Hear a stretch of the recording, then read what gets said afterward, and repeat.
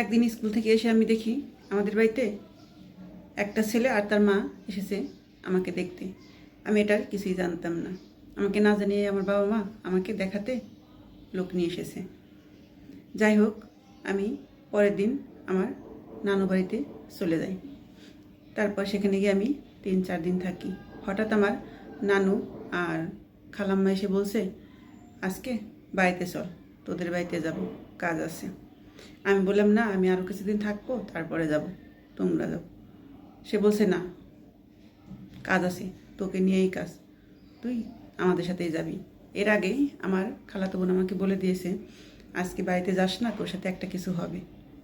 ঠিক আছে, সে ভয়ে আমি যেতে চাইছিলাম না।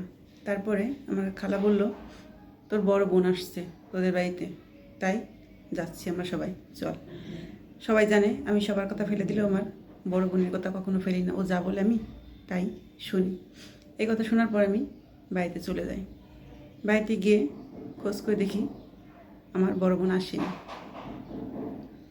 তারপর কিছুক্ষণ পর, 3-4 ঘন্টা পর আমার বড় বোন আসছে। আসার পর আমার বাবা মার সাথে কথা কাটাকাটি করছেন। আমার দুলাভাই, আমার বাবা, সবাই। আমার বোন আমাকে ডেকে নিয়ে বলল, আজকে তোর বিয়ে। ওর কথা শুনে আমি মাথা ঘুরে পড়িয়ে গিয়ে সেন্সলেস হয়ে গেলাম।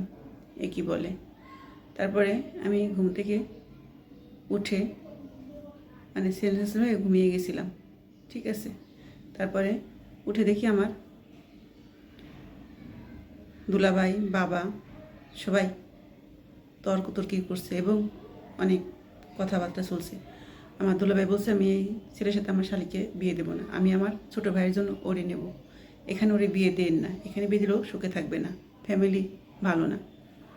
আমার বাবা মা কিছুই শুনতে পারছে না, কারণ সেই ছেলে বিদেশে থাকতো, বিদেশ থেকে এসেছে। ঠিক আছে, তাই সেই ছেলের বাবা মার সাথে আমার বাবা মার খুব ভালো একটা সম্পর্ক হয়ে গেছে। এখন আমাকে সেখানে বিয়ে দেবেই, আর ছেলের মাও আমাকে নেবে। একথার পর আমার দুলাভাইয়ের কোনো কথাই আমার বাবা শুনল না। তখন না পেরে আমার দুলাভাই পুলিশ আনতে চলে গেল। ঠিক আছে, বাধা দিয়ে তো কাজ হচ্ছিল না। এদিকে আমার বোনের দেওরের সাথে আমার একটা ভালো রিলেশন ছিল, আমরা দুজনকে ভালোবাসতাম।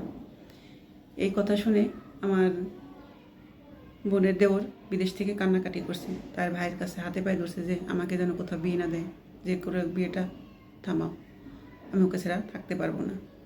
ঠিক আছে, পরে আমার বোনের ফোন দিয়ে আমি তার সাথে কথা বলি। সে ওই পার থেকে কাঁদছে, এই পার থেকে আমি কান্না করছি। কেউ কারো কথা বুঝতে চাইছে না, আমার পরিবারও বুঝতে চাইল না। ঠিক আমার সেই ছেলেটার সাথে বিয়ে দিয়ে দিল। ঠিক আছে, কিন্তু বিয়ে হলো ঠিকই, আমার তখন জ্ঞান ছিল না বিয়ের সময়। কিভাবে বিয়ে হলো আমি নিজেও বুঝতে পারলাম না। তার 6 দিন পর আমাকে অনুষ্ঠান করে সেই বাড়িতে নিয়ে যায়, শ্বশুর বাড়িতে। সেই রাত্রে আমার স্বামী আমাকে বলে, আমি তোমাকে কখনো বউ বলে মানি না, আমি পরিবার হিসাবে তোমাকে বিয়ে করছি, আমি অন্য কোনো মেয়েকে ভালোবাসি, আমি তোমাকে ডিভোর্স দিয়ে দেবো। এই কথা শোনার পর আমি কিছুই বলতে পারলাম না, আমি চুপ হয়ে রইলাম। কারণ আমি বিয়ে হয়ে গেছে, আমি তাকে এখন স্বামী মানি। ঠিক আছে, একটা মেয়ের বিয়ে হওয়ার পর আর কিছু করার থাকে না। তারপর আমার বিয়ের 25 দিন পর সে বিদেশে চলে যায়। বিয়ের পর আমার 25 দিন আমার সাথে অনেক টর্চার করে এবং অনেক নির্যাতন চালায় সে আমার উপরে। সে যাওয়ার পর তার ফ্যামিলিও আমাকে কাজকর্মে সেদিক দিয়ে আমাকে অনেক অত্যাচার শুরু করে। ঠিক আছে, আমি আর সইতে পারছিলাম না এবং সে বিদেশে গিয়েও আমার কোনো খবর রাখছিল না, ফোনও দিত না। তার বাবা মার অত্যাচার বেড়ে যায়, আমার উপর সব দায়িত্ব চাপিয়ে দেয়, যেটা আমি সইতে পারছিলাম না। সেটা সইতে না পেরে আমি আমার বাবার বাড়িতে চলে আসি, সেখানে থাকি।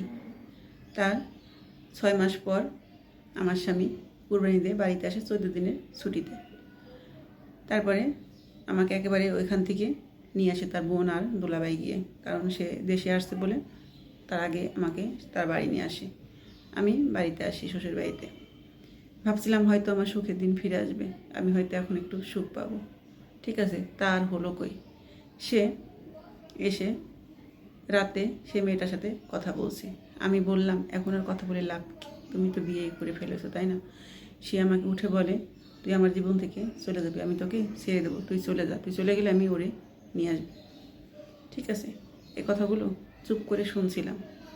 এর মাঝে আমার শাশুড়ি বলল যে আমার স্বামীর বাইক কিনে দিতে হবে আর কিছু টাকা দিতে হবে, ফার্নিচার লাগবে। এই কথা আমি বাড়িতে জানানোর পর আমার খালা তার মামাকে বলল বিয়ের সময় তো এই কথা ছিল না, কেন এগুলো এখন দেবো, তখন তো বলেননি বিয়ের সময়। ঠিক আছে, এই কথার পর আমার বাড়ি থেকে কিছুই দেয়নি।